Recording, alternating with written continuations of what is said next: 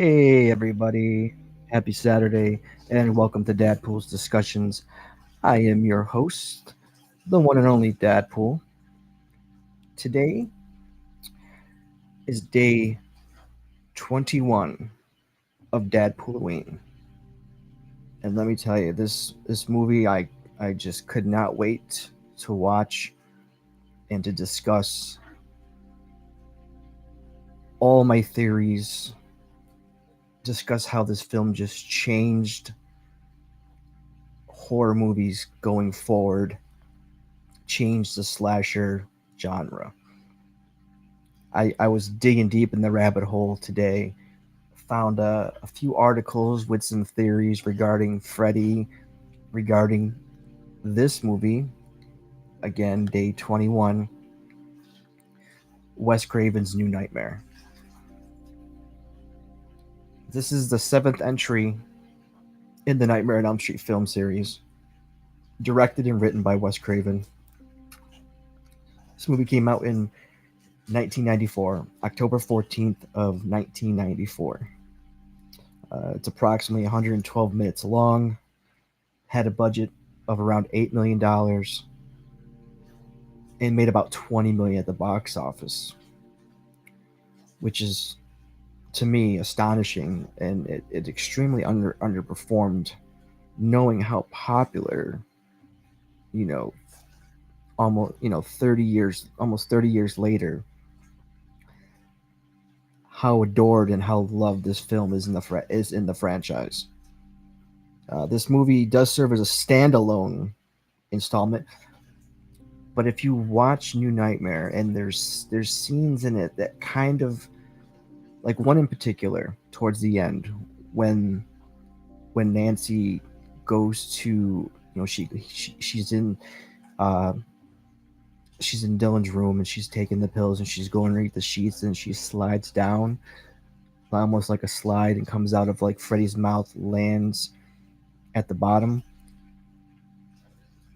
That atmosphere, that room, almost has Freddy's Dead vibes when Elizabeth, his daughter, goes to the dream world. Very similar architecture.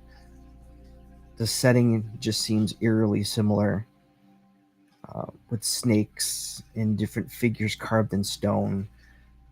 I don't know if it was intentional, but I did pick up on that, and I'm wondering if you guys maybe caught that. Did you guys ever notice that watching New Nightmare? That maybe the scene, maybe that is a continuation of that location in the dream world, in the demon world. But I'll get to some theories and some deep dive rabbit hole discussions that I was searching through, click after click after click, and I'm like, wow, these aren't too far fetched.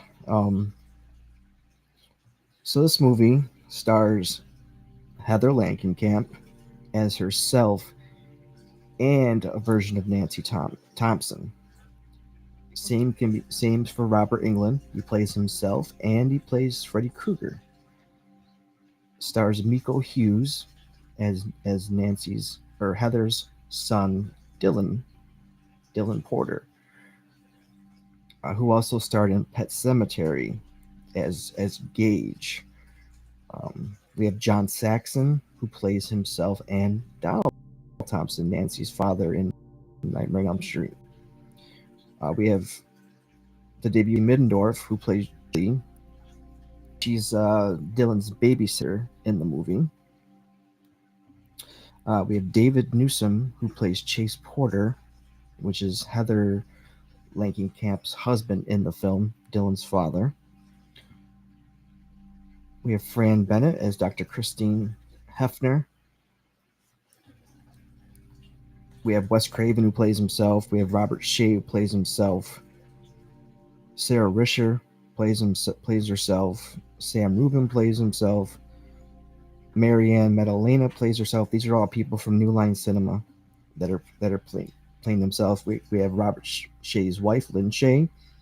She plays a nurse in the film. And she she usually makes an appearance in a lot of her husband's films. We have Nick Corey, who appears as himself at the funeral scene. He played Rod from the original film. And then we have Tuesday Night, also at the funeral, um, who played Kristen Parker in the very controversial Dream Master movie. So let's dig into a quick synopsis of the plot, and then we'll get into some of the theories and deep discussions and conversations that people have about New Nightmare. So Heather Langenkamp lives in Los Angeles, California, with her husband Chase and their young son Dylan. She's recognized for her role as Nancy Thompson from A Nightmare on Elm Street series before focusing her career on television. One night, she has a nightmare that her family is attacked by a set of animated Freddy Krueger claws from an upcoming Nightmare film.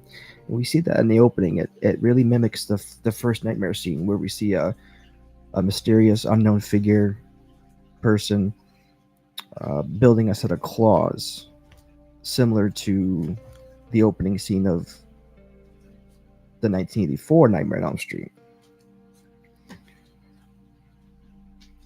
And in that opening sequence, the claws are much different. They're like upgraded.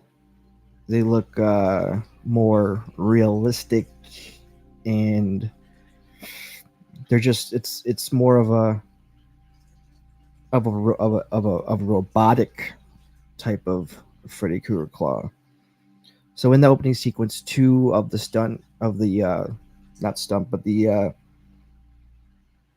special effects workers that are creating these claws, they get murdered by the claws when they come to life.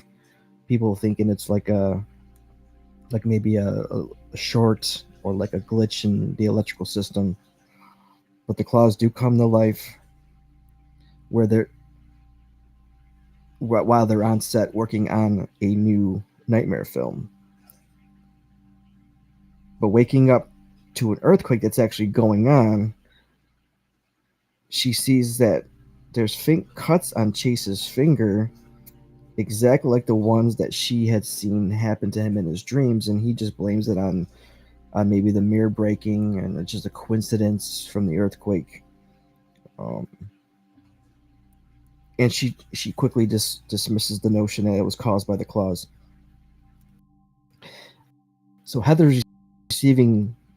receives a call from an obsessed fan who quotes Freddy Krueger nursery rhyme in an eerie Freddy-like voice, very to something where people are stalked by a crank caller repeatedly. And this movie, a lot of similarities to Scream, a lot of foundational material and dialogue and actions throughout the film, which sets up a Scream movie.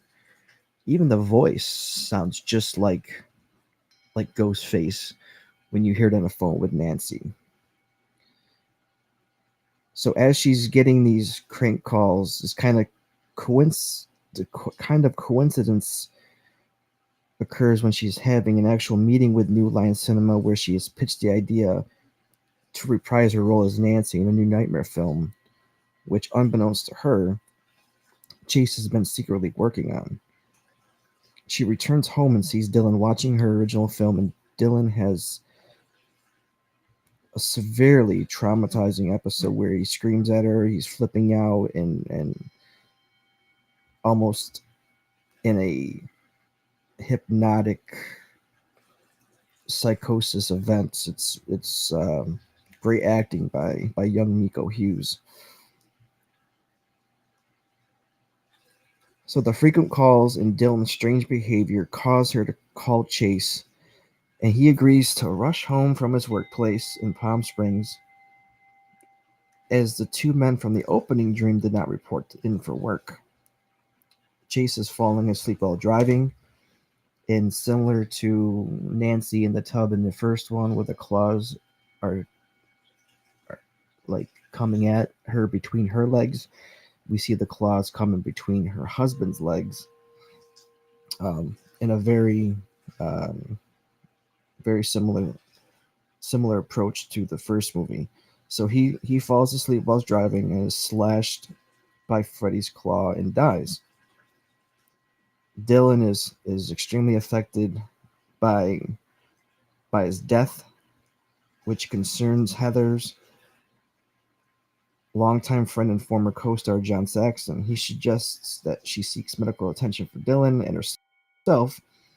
After she has a nightmare at Chase's funeral, Freddy tries to take Dylan away.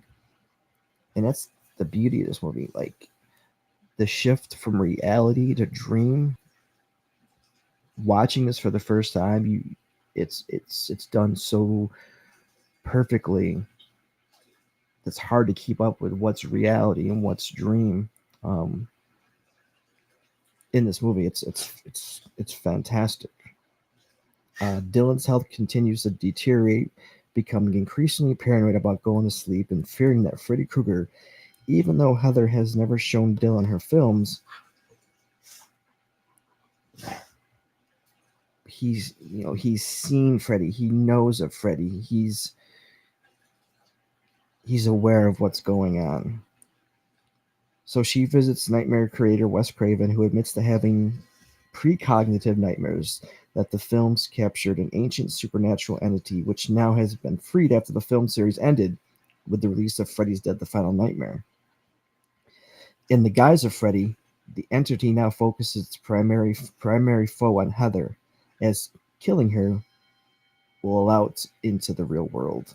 Robert Englund, who portrayed Freddy in all the films, except for the obviously 2010 remake, but this is 1994, so the previous 6 films, has a strange knowledge of it, describing the new Freddy to Heather as much more dark and sinister, as he's etching and sketching it out for himself during a phone call with Heather.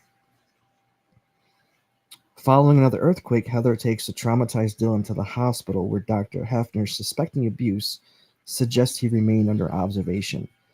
Heather returns home for Dylan's stuffed dinosaur while his babysitter Julie tries unsuccessfully to keep the nurses from sedating the sleep-deprived boy. After Dylan falls asleep from the sedative, Freddy brutally kills Julie.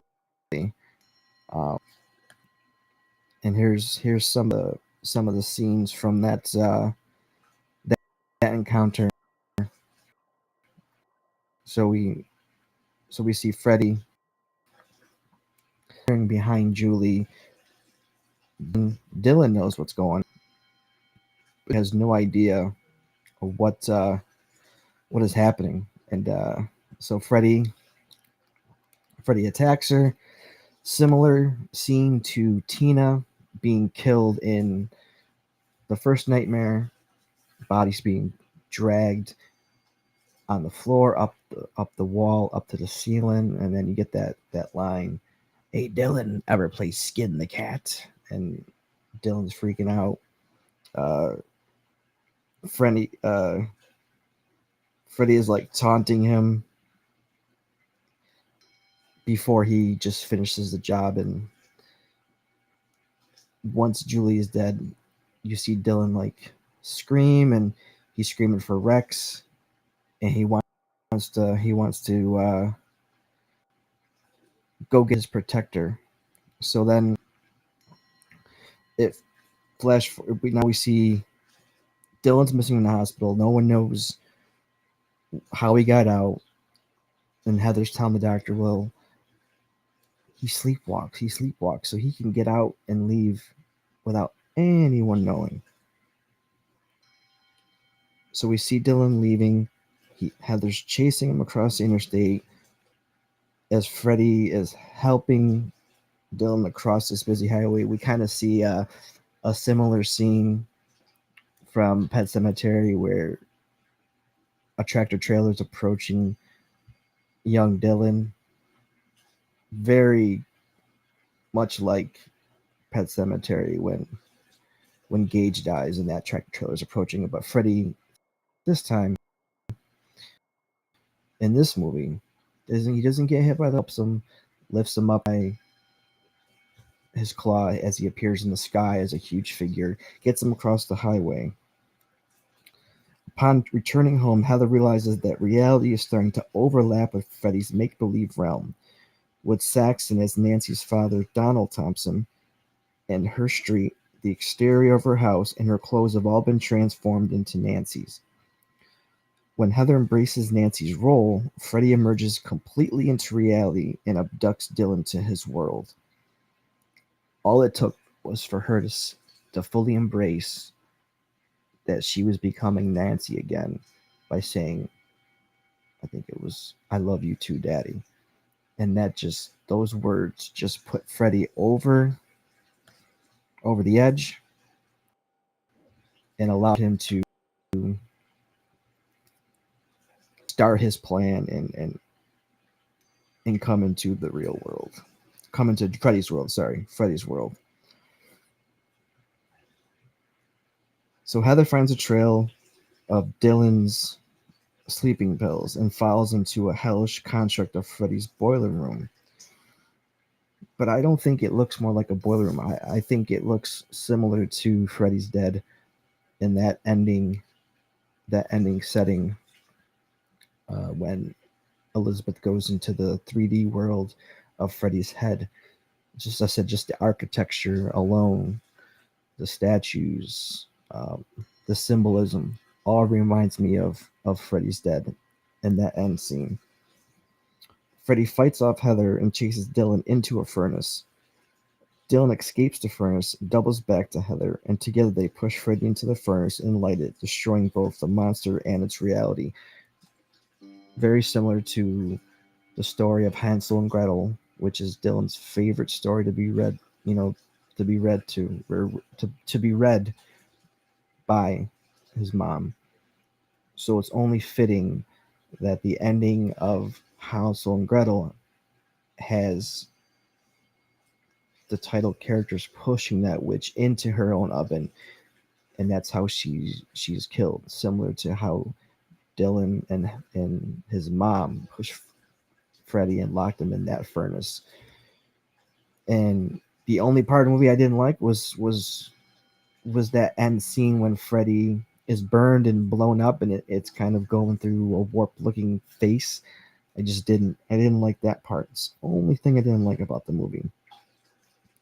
So Dylan and Heather quickly emerge from under his blankets as that realm is exploding, and Heather finds a copy of the recent events in a screenplay at the foot of her bed. Inside is written, "Thanks from Wes for defeating Freddy and playing Nancy one last time. Her victory helps imprison the entity of the film's franchise fictitious world once more." Dylan asks if it's a story, and Heather agrees, yes, it's a story, before opening, and then she's reading this. So having that crossover and that breaking the fourth wall of being in a movie to bring it to reality as if it is a movie, that's something that, yes, it's been attempted before to an extent, but Wes Craven really took it to a next level, and then we see that with the Scream franchise. So, like everyone says, new nightmare walks so Scream can run. I think that's the phrase everyone uses. So yeah, this movie ends with Nancy and Dylan surviving. Now they did make a sequel to this movie, which I have attached a YouTube video link to in the description. It's for Dylan's New Nightmare, starring Miko Hughes, and it's takes place in current time as a continuation of Dylan at a much older age, dealing with with Freddy dealing with his mom who is in a hospital herself, dealing with the trauma that occurred in New Nightmare. So, like I said, I linked that down below in the description. Go check it out. It came out about a month or so ago. Really good film. Only about 27 minutes. So the length is a little disappointing, but if they can continue on with this story, then and hopefully the next episode would be a little bit longer. But what are your thoughts on both New Nightmare and Dylan's New Nightmare? Let me know in the comments. Let me know if you've watched it. So let's get into a little bit of some theories regarding Freddy and the New Nightmare. So one theory that I found online was regarding it involves Kristen Parker and the end of Dream Warriors when she's sitting there and holding Nancy, when Nancy's attacked by Freddy and Nancy succumbs to her injuries and dies in Kristen's arms. And she's kissing her and she's crying and she's saying, I'm going to dream you into a beautiful dream. The most common analysis of this scene is that Kristen is helping comfort the woman who showed her compassion throughout the movie. However, there's a popular theory called the beautiful dream theory that points to a different meaning for this scene. In Wes Craven's New Nightmare, Heather Langenkamp, the actor who plays Nancy, appears as a fictional version of herself. Fictional Langenkamp is a famous Hollywood actor, and Freddy Krueger is presumed imaginary. Eventually, Krueger decides to target Langenkamp, ruining her life. Based on the beautiful dream theory, the fictional Heather Langenkamp is really Nancy within the dream Kristen creates at the end of the third Nightmare on Elm Street movie. That's pretty dope.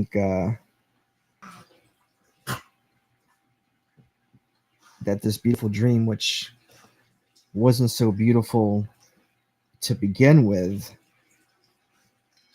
is a continuation of Dream Warriors. Because let's face it, 4 and 5 just were not that good of a sequel after 3. And some would admit that those are some of the worst films in the franchise. So the question is, how far do Kristen's powers go? And is it possible that she was being serious when she spoke about her beautiful dream? Again, most fans interpret this as comforting the dying Nancy, but others see this as literal, as Heather Langenkamp would return in Wes New Nightmare as herself. Some fans assume that New Nightmare is the beautiful dream, since famous and Krueger was imaginary in this film until he returned as a demon and started wreaking havoc on her life. It does make sense that she was reincarnated in the dream as Heather Langenkamp, able to live a peaceful life despite being dead. The film Jacob's Ladder did a similar thing, as it revealed at the ending that all the events of the film were merely a dying hallucination of the main character. Similar plot devices in other films do support the idea that the beautiful dream theory is indeed possible, despite being unlikely though. Few people regard this as Craven's intent. However, the canon does make more sense as the story flows smoother as a result of this theory, and also explains what was up with New Nightmare. These are reasons why it's logical.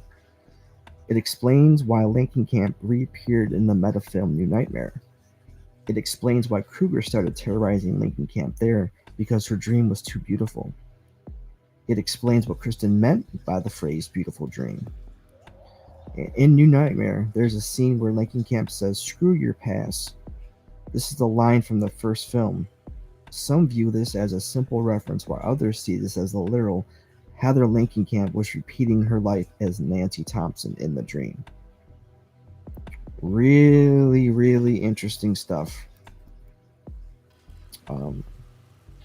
What do you guys think? What are your other? You guys have any theories on Mare and how it ties into previous films in the franchise? Even though it kind of on the surface doesn't really relate too much to previous uh, films in the franchise. It's kind of its own thing. Um, Sound off in the comments below. Um,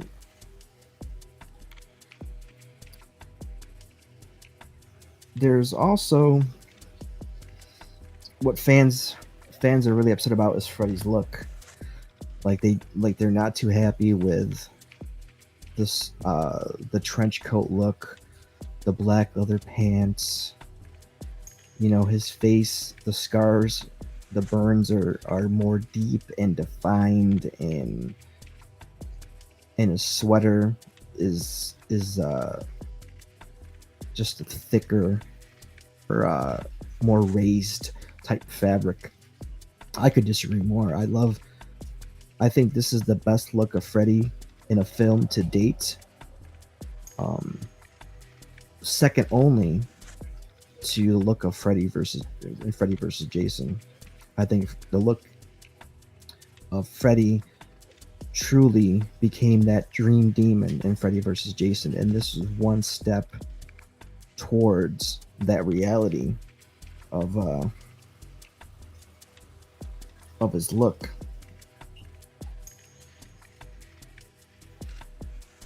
So what do you guys think? Are you guys a fan? Let me know your thoughts. Now let's go through a couple images that I created for this particular episode of DadPooLoWeen with Freddy and myself in the film. So here's me and which looks like a very good dream demon Freddy. We're actually watching this podcast right now. We're watching it happen. This is like the meta version of DadPooL's discussions about Wes Craven's Nightmare. It's pretty cool. And then we have what I think I would look, what DadPooL would look like as Freddy, with the leather pants, the trench coat, the sweater, the new improved version of the glove. Pretty effective. Here's another shot.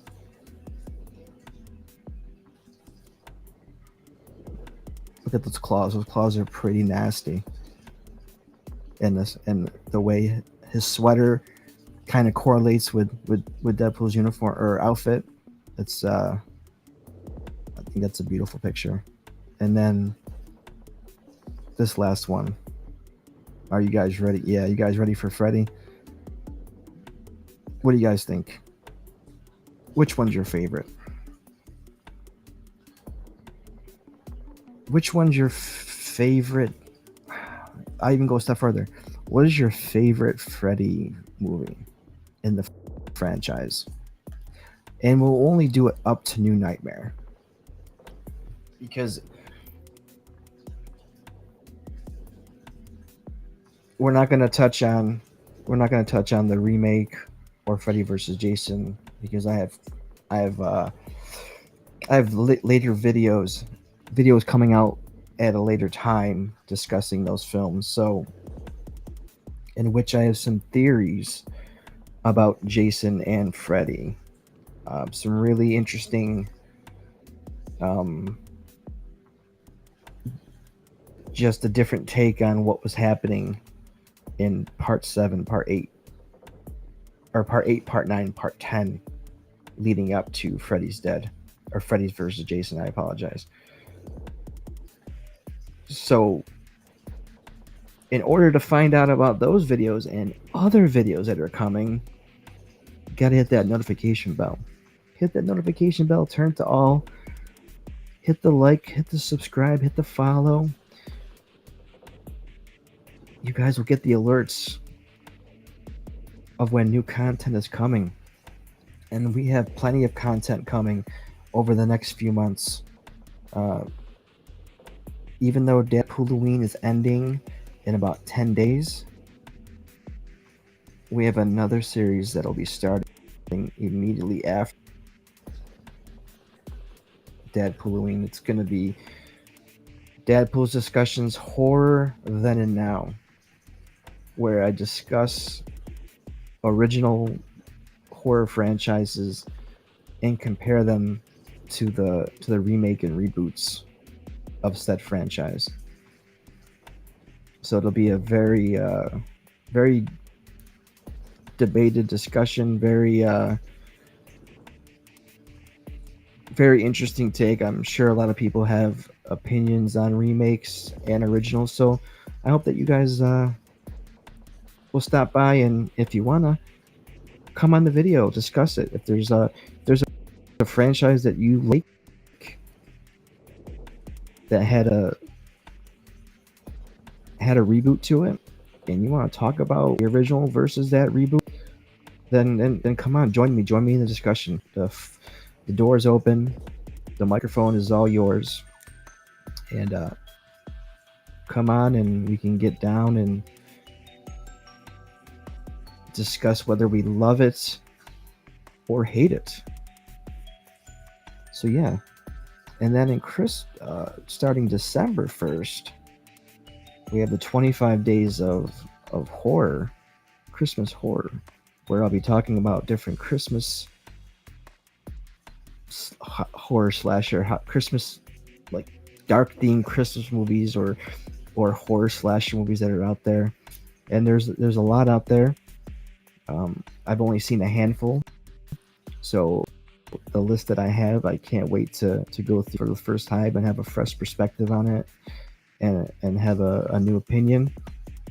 I'm hoping you join me for that. And I'm already working on the next series starting in January. But again, you're only going to know if you hit that subscribe button and hit that notification bell.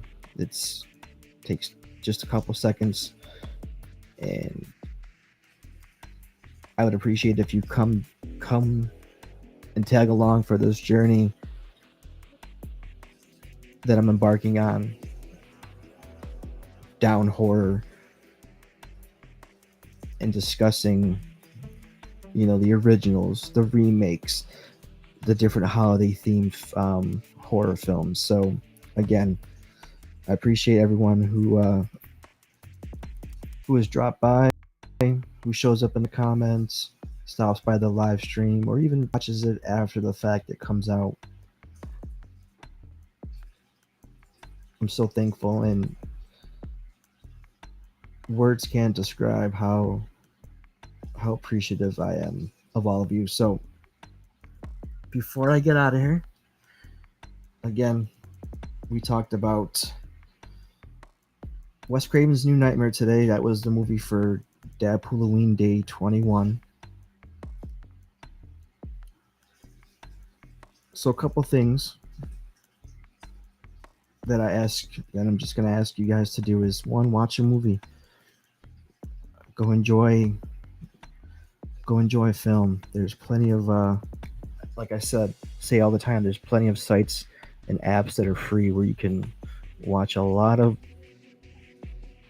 scary seasonal type movies, whether it's Pluto TV, whether it's Freevee, it's Tubi, or if you do have access to Peacock and Paramount and Mac and Netflix and Shudder, go watch a movie. There's lots out there, a lot of classics, a lot of new horror movies. And since today is October 21st, Back to the Future Day, I did a review for this movie when it came out. It was totally killer, which is like a horror / Back to the Future mashup. If you haven't seen that, go check out the video. It's there under the lives. Go get my quick review. If you are able to watch the movie, it's on Amazon Prime, Amazon Prime, I believe. So go check it out. Definitely worth the watch. And the second thing I ask you guys, just go hug your loved ones, because we take I think we take so much for granted. We take life, we take time, we take people for granted too much. And you know,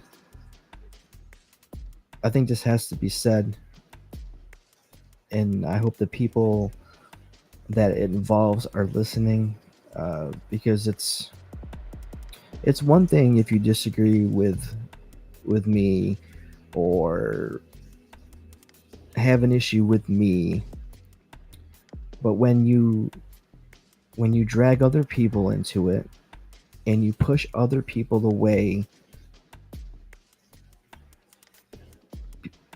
that were originally around watching, interacting with me, almost in a jealous fashion. People can fuck with anybody they want to fuck with, and just because two people just can't get along for whatever reason doesn't mean that everyone else that's associated has to hate each other. So please just stop trying to isolate people away. And if you have an issue, again, doors open. You can always address me.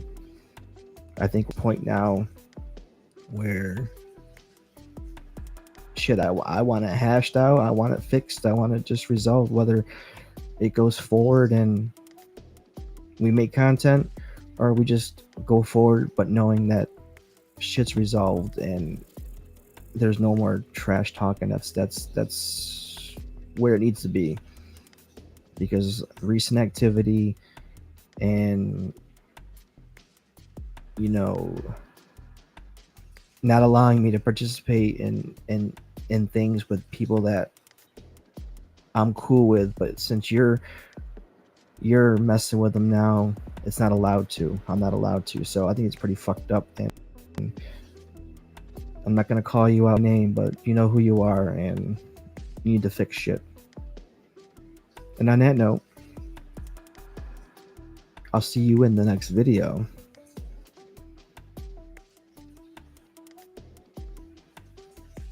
DadPooL out. Love y'all.